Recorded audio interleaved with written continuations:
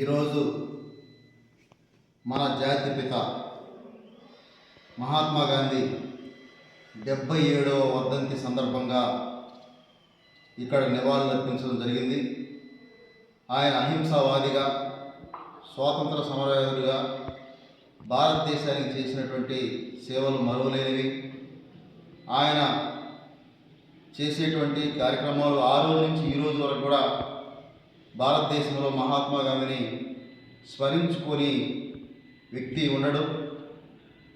కాబట్టి ఆయన ఈరోజు వర్ధంతి సందర్భంగా మేమందరం కూడా నివాళులు అర్పించుకోవడం మా అదృష్టంగా భావిస్తూ, ఏది ఏమైనా గాంధీ మార్గంలో ఎక్కడికి ఏ విధమైన అవకాశం ఉన్నా పరిస్థితుల్ని అధిగమిస్తూ తప్పకుండా మా తెలుగుదేశం పార్టీ, మా అధినాయకుడు చంద్రబాబు నాయుడు గారు, మా కాకర్ల సురేష్ ఎమ్మెల్యే గారు అందరూ కూడా ఇచ్చేటువంటి మార్గం ఏదైతే ఉందో దానికి అనుగుణంగా అందరం పనిచేస్తామని చెప్పని ఈ సందర్భంగా తెలియజేస్తున్నాం.